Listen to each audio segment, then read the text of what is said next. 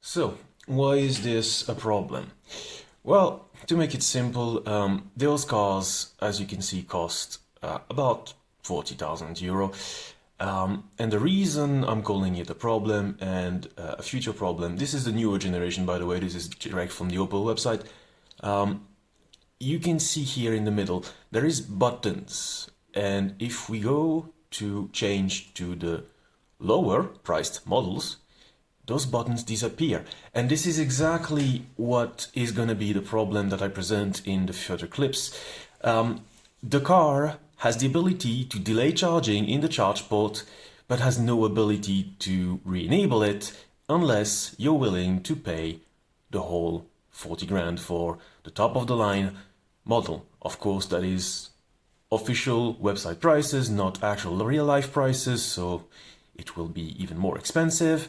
The video you will see just after that is based on the older model that has a slightly different design but the same exact issue, and the one I owned for 40,000 kilometers and over a year. So yeah, that's the basic issue we have, is that this car has a design fault that will basically strand you in some situations. I will go more in detail into that into the closing video, closing clip of the video. And this video contains from now on 2 clips, one detailing the lack of information and why the car is illegal for sale in Europe, simply because the rear camera doesn't come on within the legally allowed 3 seconds. And well, you could also argue that some of the other issues that are shown in the video would make the car very hard to be something you want to drive. Also, how should I put that?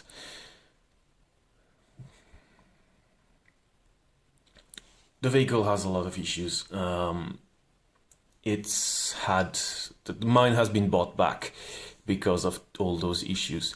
It is not reliable, it is not what you would wish for someone, and if you are, and some of them are now in rental agencies' hands, you could get stranded simply. So yeah, the first clip will show you exactly what is wrong with the car in itself, all the defects. I confirmed that although the first video is on the 2019 to 2021 model, those issues are still present in the 2022 and onwards model. And the car was for 40 days in the dealership when I made the video, hence why you will see some stuff not working as I expected them. This is left in the video because it's not there to manipulate attention, it's just there to say the truth about how it was. So onwards with the first clip that shows all is wrong. The second is what is wrong with the reverse camera, and then a short outro. Okay, so this is the video of the paperweight. This is an Opel Corsa E with 30,800 kilometers, and the reason it's a paperweight is very simple. You have here in the charging port a small button, this one, that enables delayed charging. The problem with enabling delayed charging is very simple. You cannot disable it. So let's start the car. So the car is started and it's currently in Swedish, that's fine, we can translate that. So you can see 90 kilometer, a bit of battery left there. So let's say you enabled delayed charging and you want to disable it.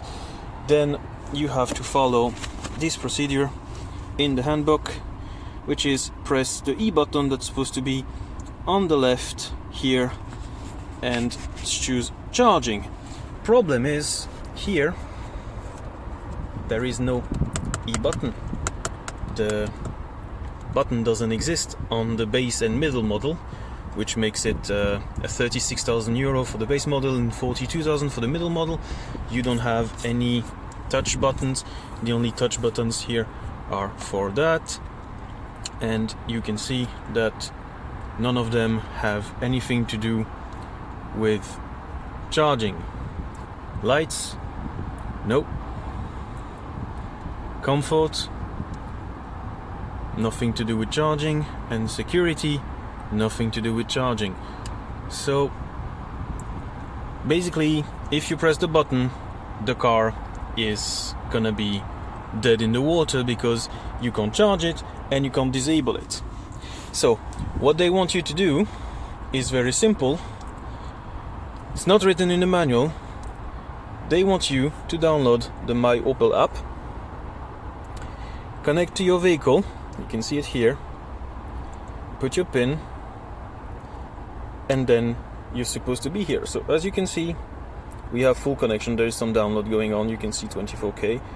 I'm gonna refresh that, and you can see it was 21st July 2021. We are 29 July 2022, unless I'm mistaken. 30 July, sorry, 30 July. Yeah, as you can see, that's the switch that you should have the ability to change, but it can't even read the battery. It can't read anything. Nothing's, so non disponible means unavailable. Nothing's available, nothing's working. The app doesn't work, the car doesn't work, so you can't charge it. So if you get stuck somewhere, if a kid plays with the buttons, whatever, your car will not charge. You probably have to go to the dealer to get it to reset or whatever, and then, well, basically until then you're stuck. And what happens in a few years when you want to sell the car, or you want to, because it's gonna flood the second-hand market at some point, it's already a year old, 2 years nearly, you will have a car that doesn't do anything. It doesn't charge, it doesn't do anything. So now we have some different problems. For example, here, AC button, it's a physical button. Problem is, if I turn the car off, remove my foot from the brake, repress the brake, turn the car on again. Oh, this time it stayed off. Most of the time it doesn't. Most of the time it just comes back. So yeah, that's what happens when you don't edit a video. But there is some stuff that doesn't change. Like here, security settings, safety brake, you can disable it, and reading of the speeds, you can disable it, right? Both on off. Shut down the car. Okay, shut down, turn it back on.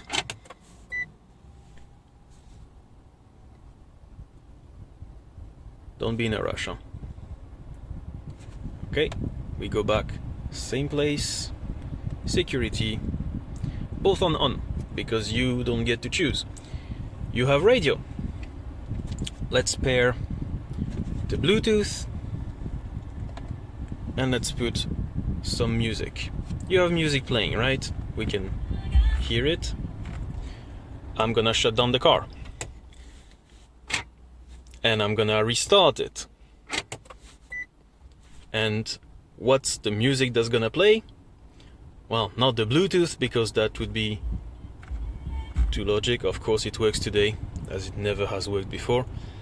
Yeah, that's fine. That stays in the video, that's not a problem. 99% of the time, even if you don't do that, the radio doesn't stay on. Now we're gonna go to a driving issue. First one, if you put the car in reverse, I'll show that in a few seconds. I'll just move out of the spot. So, let's take a small piece of straight. So, put the car in reverse. Camera works, okay. Now I'm gonna go over 10 kilometers per hour, and the camera shuts down. And it turns back on when you slow down. Not really logical, I'm still driving backwards. Also, I'm gonna switch from normal to drive, and we are gonna count to 7 seconds before the camera finally wants to turn off. Now let's turn it back on, and let's put it in drive again and go. And I'm driving forwards at over 50k an hour, and the camera just turned off now. So yes, I know, not exactly a good idea to have a rear camera that stays on when you're driving forward, not exactly a good design. If we talk about design, 0, 1 under the battery over the range number. Why 1 what? 1 battery? Do I get a second one later on? I don't know. Let's see also energy. So I'm sure most people will be familiar with how it works. You left off the gas, the car uses green, it's using power, I'm in drive, and I release, it becomes blue because I'm regenerating. Quite logic. Now, let's put the car in reverse. You can see the R, and now I'm releasing my foot from the brakes. I'm regenerating. Do I get infinite energy in that car? That's interesting. I didn't know a car had infinite energy.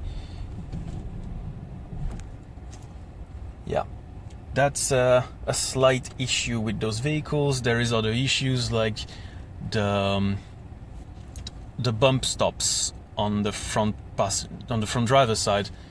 When you use the soft tires that we have here in Scandinavia, they are too soft. The suspensions are too soft, and you hit the bump stops when you cross over train tracks, when you go down from sidewalks and that kind of stuff. Yeah, it just does that.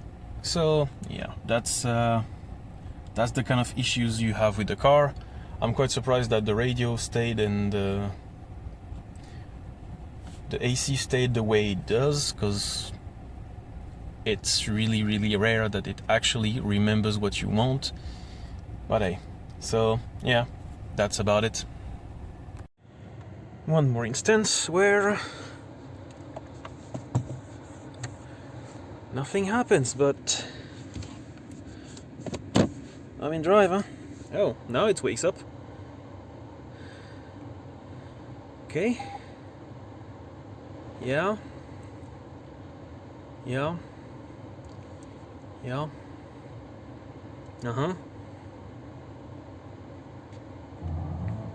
Oh, music. Oh, camera. So, I said short outro. It's gonna be a bit longer. I'm gonna explain exactly why you should not take this car if it's proposed to you at the rental service. Do we have pictures of that here? No, we don't. Okay. Basically, the charging flap doesn't contain a release button as you would find on most of the electric cars.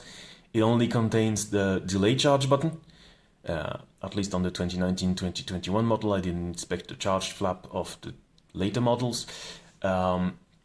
So yeah, if you ever rented another car and you go to rent that one, you might have a bad day if you're charging it and you try to charge it again and it's delayed until midnight and you can't configure it. As you have seen in the video, if you watched it, the app that's supposed to allow you to configure your car and disable remote charging or set a timer and all that doesn't work. At least it didn't for about a year from the point of before I made that first video.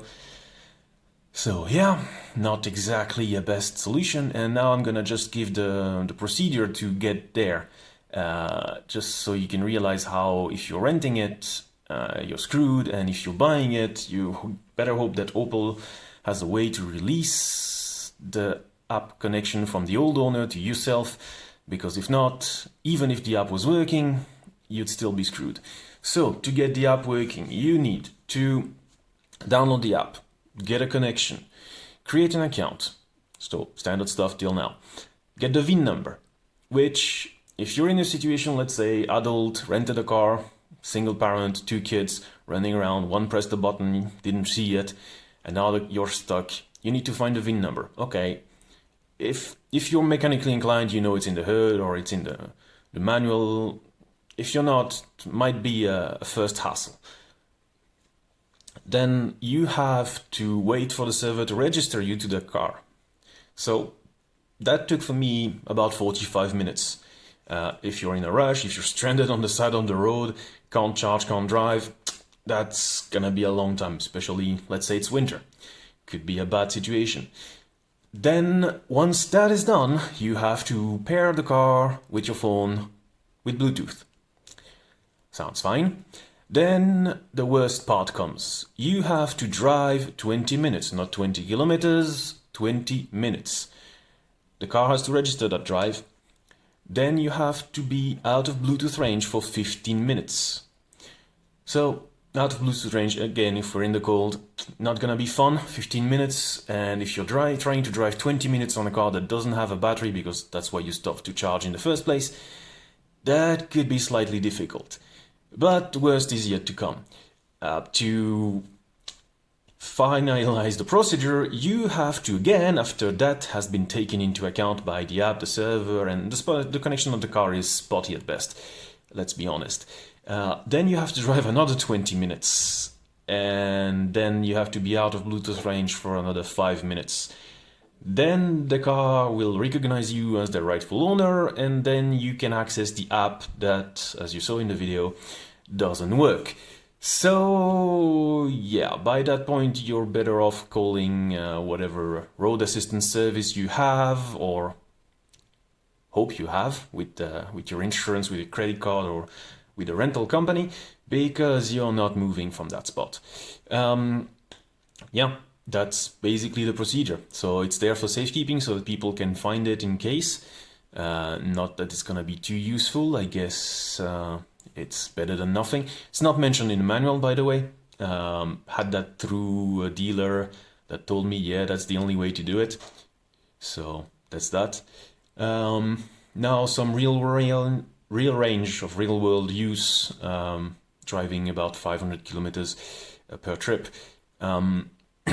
Speeds, so if you're under 30 kilometers per hour or about 20 miles per hour, the car is in an inefficient range, so you're gonna use way more energy than if you're above. So just don't drive less than 30-35 kilometers per hour. We're talking GPS speed, not speedo speed. Never trust the speedo, they're all wrong. Well, most of them. Then up to 94, 95, you're reaching the end of the sweet spot. You're gonna be able, if you stay within that 35 to 95, you're gonna be able to drive a good 200 kilometers on a charge. It's a 50 kilowatt hour battery after all, so it's not bad. If you go then from 95 to 116, why 116? Maybe it's specific to my car, maybe it's something with the design, the aero being more impactful after that. It's still a car that's based on a petrol engine car. It's not a skateboard configuration like you could find on the Teslas or all that stuff. It's still an internal combustion car at heart. So yeah, the aero is probably not optimized, and that's probably why it starts to suffer at those speeds. Yeah, after 116, energy consumption just goes through the roof. On trips with full battery, I could reach about 90 to 100 kilometers when I was going 120, which was the speed limit. If I was staying at 110, 112, I could reach 130 to 150 kilometers, so that's nearly double, well, 50% more, but double if you count that sometimes I got 70 in the winter with 120. So yeah, that's a really major difference. But yeah, basically the car will drive you at highway speeds in Europe, will drive you between 80 and 150 kilometers, and that's it. Last point of contention, the charging. Most of those vehicles come equipped with a 3-phase charging, but some of the lower end model come with a 1-phase charging, which will drastically increase your charging time from, let's say, 5 hours to 16 hours. This is important if you have a house charger or if you use work chargers or all that stuff that are not fast charging, because they are most of the time 3-phase, which is nice, only if the car can actually use that. Those that have 1-phase can't. So that's something to pay attention to when you're starting the dealing process. If you are interested in the car, it's not a bad vehicle. I mean, I used it for 40,000 kilometers and it's mostly fine. The power is adequate. Yeah, it's not that bad. It's just it's been badly designed. It's an error that could have been avoided easily. by just a bit of work and a bit of testing. So the Q&A didn't do their job, let's be fair. Yeah. So don't trust the 348 kilometers that you see there. Cut it in half, basically, and that's gonna be city driving, and remove another 20-30% if you're doing highway. That's real life testing based on 40,000 kilometers of driving over a year. So yeah, hope this helps.